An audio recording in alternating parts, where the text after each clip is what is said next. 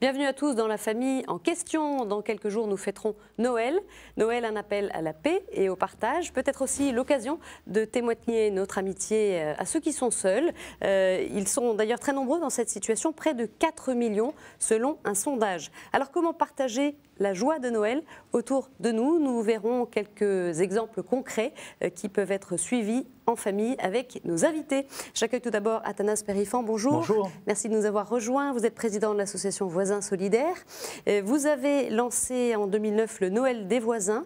Le principe, c'est que personne ne réveillonne seul.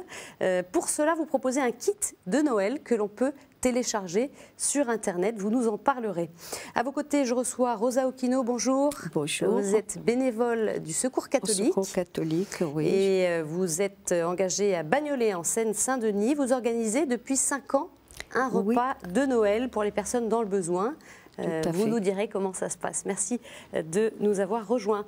Et puis on retrouve notre chroniqueur Jean-Louis Bavoux. Jean-Louis, bonjour. Stéphanie. Vous nous parlerez justement de l'engagement des chrétiens, les chrétiens qui sont appelés à se tourner vers les autres, à Noël en particulier. Tout de suite, un reportage. Depuis plusieurs semaines, de nombreuses associations se mobilisent pour que les personnes seules puissent elles aussi fêter Noël. C'est le cas des Petits Frères des Pauvres, rencontre avec une de leurs bénévoles. Bonjour madame, j'espère que je ne vous dérange pas. Je téléphone de la part des Petits Frères. Plusieurs fois, les années précédentes, nous vous avions fait participer à un de nos réveillons de Noël. Est-ce que vous êtes toujours partante pour venir faire le moment de Noël avec nous ? Chaque année depuis 3 ans, c'est le même rituel pour Hélène. Un à un, elle contacte chacun des bénéficiaires de l'association des Petits Frères des Pauvres pour connaître leurs souhaits pour les fêtes de Noël, l'occasion d'un moment de partage pour cette jeune retraitée bénévole. On ne sait pas combien de temps va durer le coup de téléphone parce que c'est toujours, d'une part, déranger les gens, mais ça, ils aiment bien être dérangés et ça les fait vivre.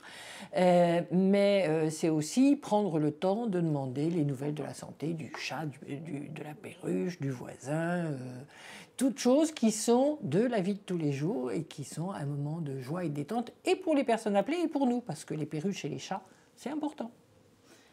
En plus des réveillons collectifs, les Petits Frères proposent aux bénéficiaires qui le souhaitent de recevoir chez eux un colis festif apporté par 2 bénévoles le jour même. Petits cadeaux, vin, champagne, foie gras et autres douceurs traditionnelles, tout est prévu pour que les réveillons à domicile soient de vrais moments de plaisir pour les bénéficiaires. C'est pas parce que on est démunis ou âgés ou seuls ou isolés qu'on n'a pas le droit à un moment de fête à Noël. Alors il m'en faut 220. 220 colis dans un premier temps. À quelques semaines de Noël, la préparation se joue aussi dans les entrepôts de l'association. Les colis alimentaires y sont récupérés afin d'être redistribués ensuite par les bénévoles. On y retrouve Hélène, toujours prête à s'impliquer dans l'action des Petits Frères. J'ai choisi les Petits Frères des Pauvres parce que c'est une association aconfessionnelle, c'est-à-dire ouverte à tous, sans distinction d'âge et de religion. Et que je pense qu'il faut aller le plus possible vers les gens différents. C'est dans Matthieu 25, où il est dit « Tout ce que vous avez fait au plus petit d'entre les miens, c'est à moi que vous l'avez fait ». Quand je réponds au téléphone, quand j'accueille quelqu'un, c'est bien au plus petit ou à l'un des frères que je le fais, au nom tout à fait de ma foi chrétienne. Comme elle, ils sont 828 bénévoles à s'investir régulièrement dans l'action de la fraternité Paris-Est, un chiffre en baisse qui inquiète les responsables de l'association. Il y a à peu près 2 bénévoles pour 3 personnes, je crois, ou 4 personnes. Donc ça veut dire qu'il y a quand même une logistique aussi au moment du réveillon qui est importante. Les personnes sont vraiment suivies, accompagnées, mais très souvent, les bénévoles ont en moyenne 65-70 ans. Et donc, étant donné que ce sont des bénévoles vieillissants, ils ont de plus en plus de mal à assurer les réveillons de Noël qui se font vraiment le 24 décembre. Cette année encore, pour le 24 décembre, l'association des Petits Frères des Pauvres s'apprête à offrir un repas festif et chaleureux à plus de 3000 personnes dans les seuls arrondissements du centre et de l'Est parisien. Rosa, vous vous retrouvez un petit peu dans le témoignage qu'on vient d'entendre de cette dame engagée. Tout à fait. Oui. D'ailleurs, ma première expérience, c'était avec les Petits Frères des Pauvres. Oui. Et bon, je suis partie à l'aveuglette. Hein. Il y avait seulement un désir d'aller vers l'autre. Et je me suis trouvée, donc, en étant bénévole aussi à la boutique de solidarité de Bagnolet, il y avait un petit frère de pauvre qui, à chaque année, avec sa sœur, il faisait ce repas. Donc, c'était ma première expérience. Oui. Et j'ai démarré comme ça. Et par la suite, bon, ce monsieur, il commence à avoir de l'âge, des problèmes de santé, de son que j'ai pris la suite, mais sous une autre forme. Parce que j'ai assisté à la première réunion pardon, de petits frères de pauvres. Alors, sans rentrer dans le détail de ce qui s'est vécu Oui. avec les petits frères, en fait, Oui.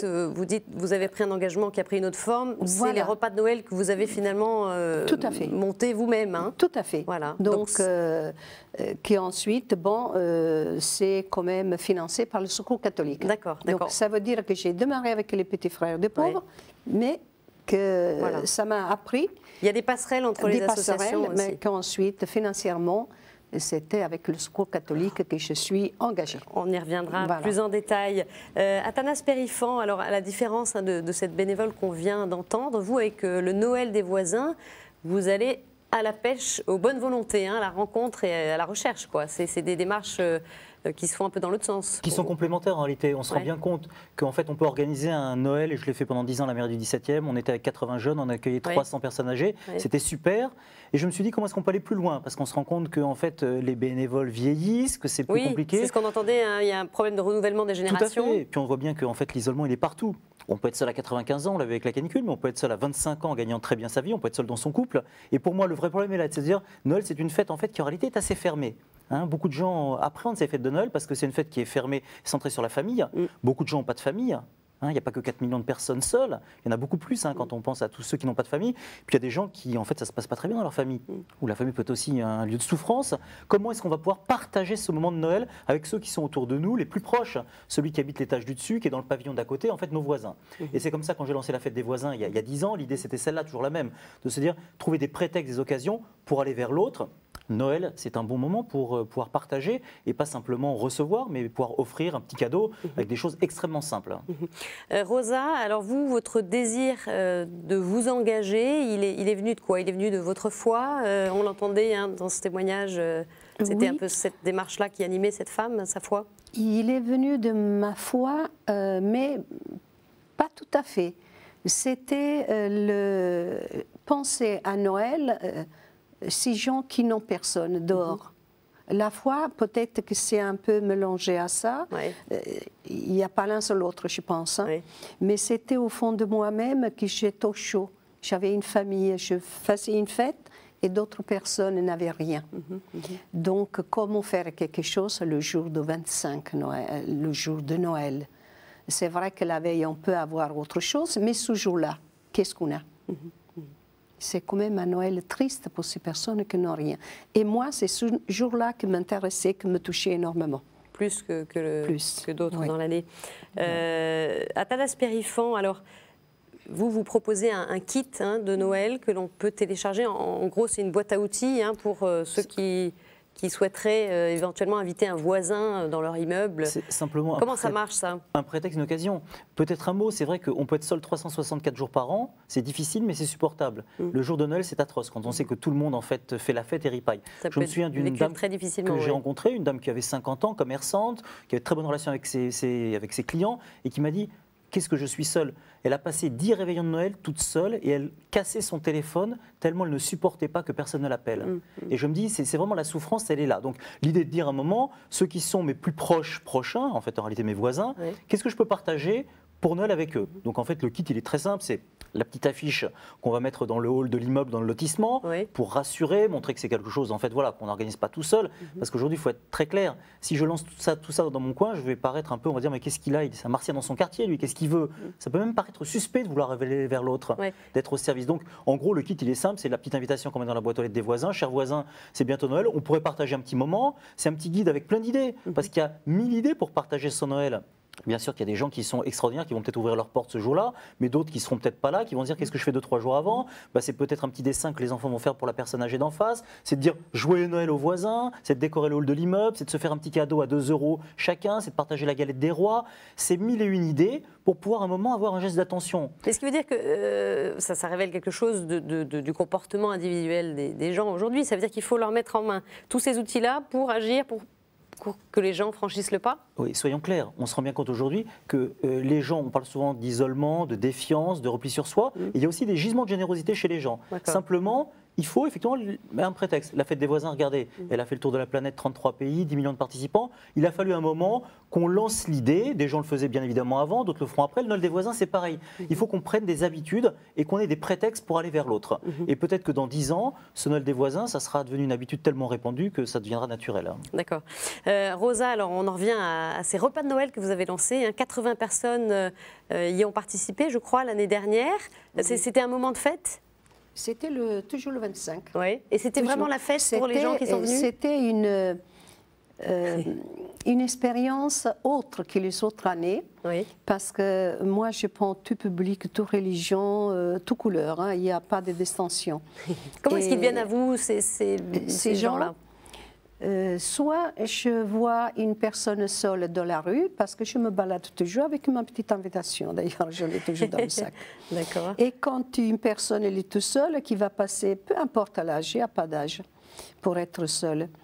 Donc je lui dis qu'il y a un repas ce jour-là, ça l'intéresse. S'il veut sortir de sa solitude et venir... Vous dites quelques jours avant Noël? Déjà, je commence. D'accord, vous commencez. Je suis même pas en avance. D'accord. Donc, je peux le rencontrer dans la rue, des gens que je connais qui sont tout seuls déjà.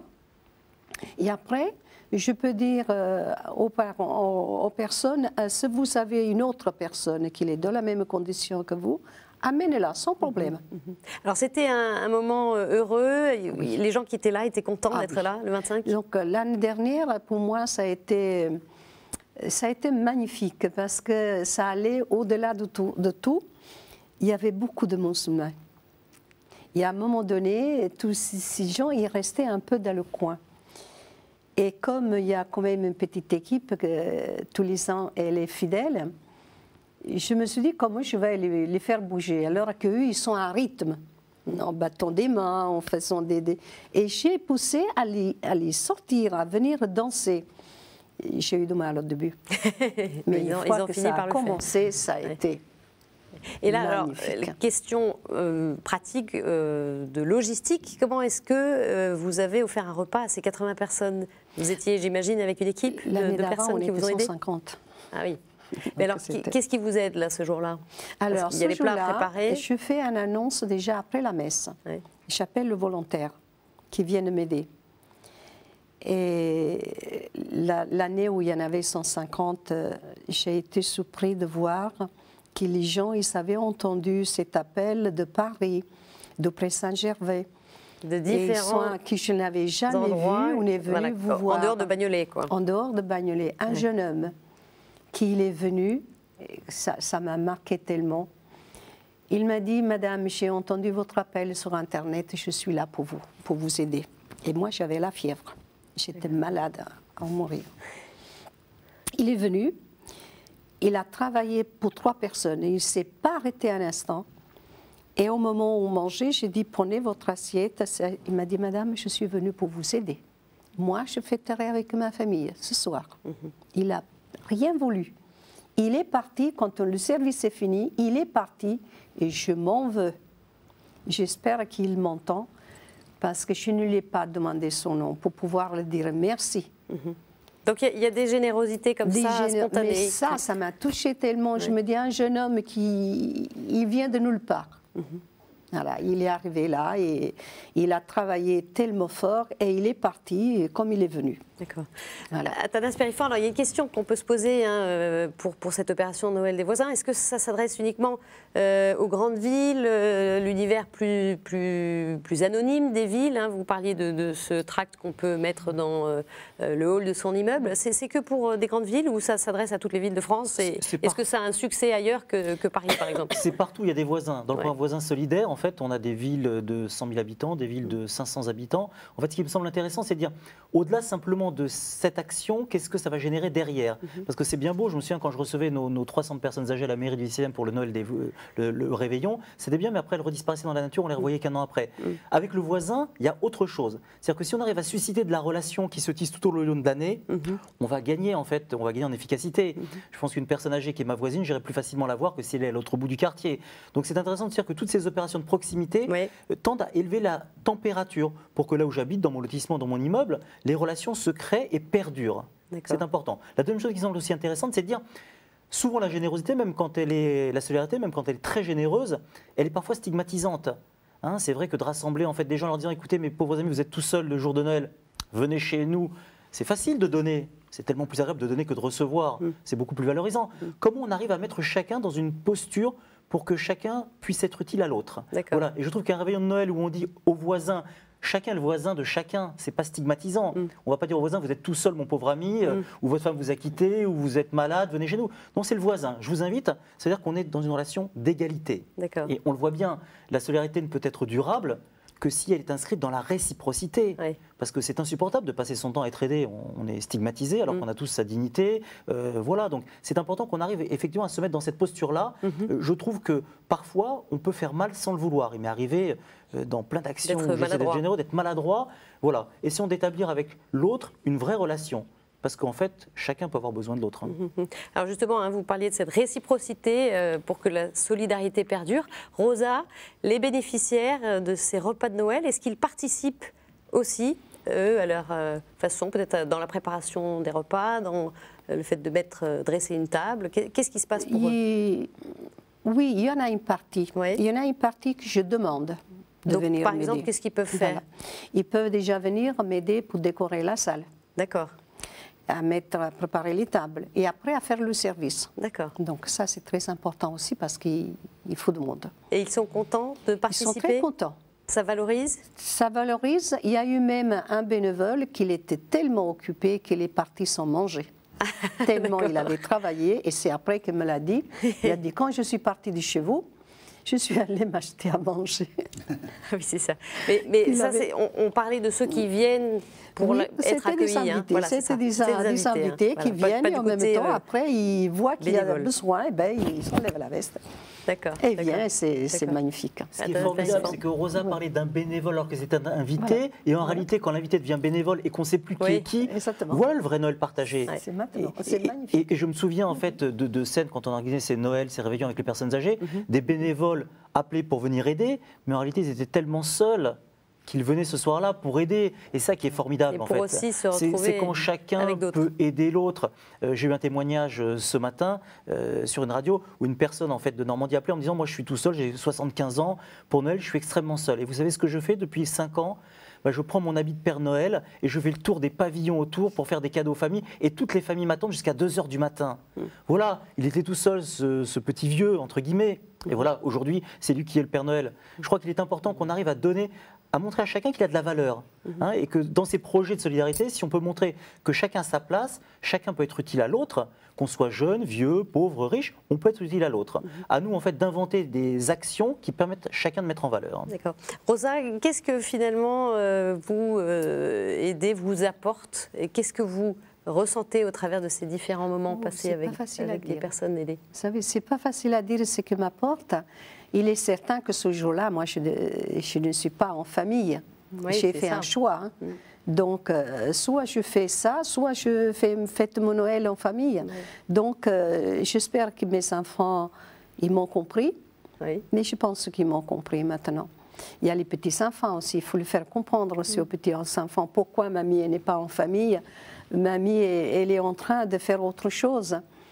Et j'espère qu'ils comprendront et qu'en même temps, ils diront mamie, il a bien fait. Ça vous apporte en tout cas beaucoup de joie, j'imagine? Ça m'apporte beaucoup de joie parce que quand je rentre le soir, je suis tellement fatiguée que je me dis, est-ce que j'arrive à prendre l'ascenseur pour rentrer chez moi? Et je n'ai que hâte de pouvoir rafraîchir et aller au lit, me relaxer. Mais dans cette fatigue, il y a une joie que je ne sais pas laquelle c'est important, la fatigue ou la joie. Voilà, les deux, c'est pareil. Parce que je me dis, ce que j'ai vu, le sourire, le chant, le danse, le partage, c'est tellement beau. C'est tellement bon que ça vaut le coup de se fatiguer, de rentrer sur les genoux à la maison et de partir se coucher pour se reposer. Et de recommencer l'année d'après. Voilà, et recommencer l'année d'après. Ouais. Athanas Périfan, alors la solitude a été déclarée grande cause nationale pour 2011. C'est inquiétant presque, j'allais dire. Il y a une urgence à agir? Il y a une urgence à agir, hein, quand on se rend compte, une étude de la Fondation de France qui montre que 8 millions de personnes se sentent seules, isolées, que parmi ces personnes-là, les femmes de 30 à 45 ans sont majoritaires. Vous vous rendez compte, on ne peut pas dire qu'elles sont seules, elles sont entourées, elles travaillent, elles ont une famille, elles sont isolées. Et donc cette solitude, cet isolement, on peut être en fait isolé au milieu d'une foule. On peut être seul jeudi à 95 ans, on peut être seul à 25 ans en gagnant très bien sa vie, on peut être seul dans son couple. Et pour moi, en fait, et c'est ce qui me motive sur l'ensemble de ces actions, c'est de se dire aujourd'hui le vrai problème qu'on a dans cette société, c'est celui de la relation à l'autre. C'est compliqué partout, c'est compliqué dans nos couples, c'est compliqué entre parents-enfants, entre profs et élèves, entre collègues de bureau, entre voisins. Et on se demande, mais qu'est-ce qui fait qu'aujourd'hui la relation à l'autre est aussi difficile? Est-ce que le prix de notre confort matériel est aussi cher payé qu'on se retrouve parfois dans des logiques de désert affectif? Et on le voit bien, qui ne connaît pas en fait des amis de nos âges, qui sont seuls, qui bossent comme des fous et qui se demandent à quoi ça sert. Voilà, je crois qu'il est important aujourd'hui qu'on arrive, et c'est très bien que le Premier ministre ait décrété sa grande cause nationale. Je pense que isolement est un mot qui fait peur, bien sûr. Il faut qu'on rebondisse et qu'on aille dans le positif. Comment créer du lien en fait? Comment cette année 2011, comment faire pour que là où je suis, je puisse faciliter la relation avec ceux qui sont autour de moi? Parce qu'on en a tous besoin. Le bonheur, il passe par là, tout simplement. Voilà, une perspective pour l'année à venir. Merci à tous les deux de nous avoir rejoints. Jean-Louis, alors, quand on est chrétien, hein, on doit aider ceux qui sont démunis, et en particulier à Noël. Et c'est de la solidarité ou c'est plus que ça? Il y a un vrai paradoxe, hein, c'est que Noël, c'est une fête, c'est un jour où on fait la fête, où on mange bien, on boit bien, c'est pas interdit, mais c'est vrai que c'est quand même, pour nous chrétiens, c'est la fête du plus petit, du démuni, du dépendant, du vulnérable, de celui qui a besoin de l'autre, et ça passe un petit peu à la trappe. Donc il y a plein d'associations, chrétiennes et non chrétiennes d'ailleurs, qui s'occupent de nos pauvres, hein, mais en fait, je pense qu'il y a un vrai travail à faire, une vraie éducation à faire, même auprès des plus jeunes, à l'accueil et au partage. Et il y a plein de familles qui accueillent des voisins ou des personnes âgées ou qui sont seuls, ou des enfants qui voient leurs parents ou grands-parents partir le veau de Noël pour préparer des repas pour des personnes qui sont seules.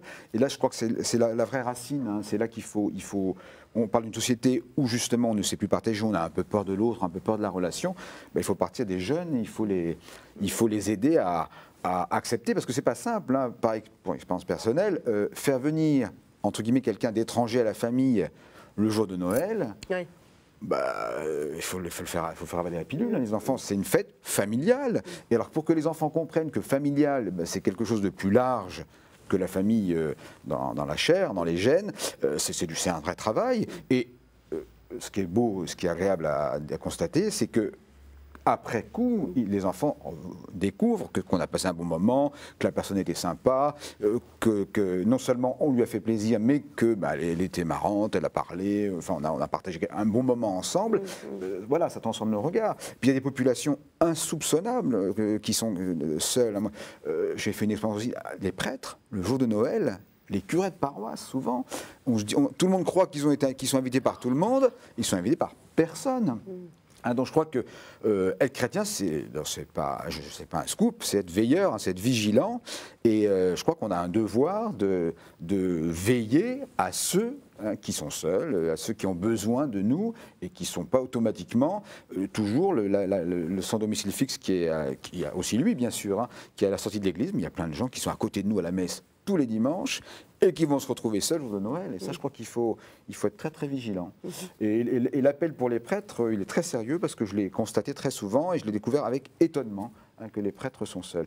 Donc le chrétien, voilà, il y a un devoir de veille, parce que Noël, c'est vraiment ce jour, s'il y a un jour dans l'année où il faut partager et voir l'autre, le petit, comme le Seigneur, c'est bien le jour de Noël.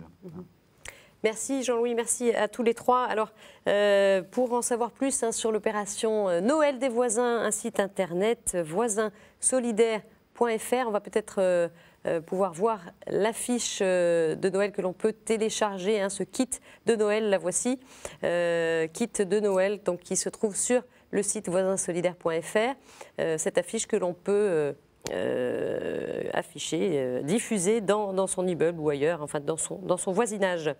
Également l'adresse internet du Secours catholique, secours-catholique.org. Et puis bien sûr, si vous souhaitez revoir cette émission ou réagir, commenter, n'hésitez pas à le faire. Vous pouvez tout simplement vous rendre sur notre site ktotv.com. Merci à tous et bien sûr, je vous souhaite une très belle fête de Noël. À la semaine prochaine. Au revoir.